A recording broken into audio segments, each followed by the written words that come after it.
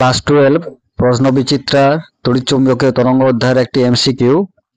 একটি সমতলীয় তড়িৎচুম্বকীয় তরঙ্গ ইজেড সমান 100 cos 6 × 10⁸ plus 4x whole per metre একটি মাধ্যমের মধ্য দিয়ে প্রবাহিত হচ্ছে।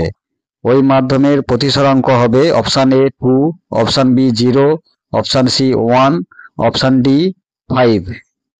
এখানে তড়িৎ ক্ষেত্রের সমীকরণ দেওয়া আছে ইজেড সমান 100 cos 6 × 10⁸ প্লাস 4x ভোল পার মিটার।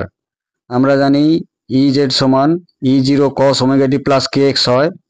তুলনা করলে আমরা পাই ওমেগা সমান 6 × 10⁸ এবং k সমান 4। তড়িৎচুম্বকীয় তরঙ্গের বেগ v সমান লেখা যায় ω/k, অর্থাৎ ওমেগার পরিবর্তে 6 × 10⁸ এবং k এর পরিবর্তে 4 বসিয়ে পাই 3/2 × 10⁸ মিটার পার সেকেন্ড। অতএব মাধ্যমের প্রতিসরাঙ্ক n সমান লেখা যাবে শূন্য মাধ্যমে আলোকের গতিবেগ বাই ওই মাধ্যমে আলোকের গতিবেগ, অর্থাৎ c/v।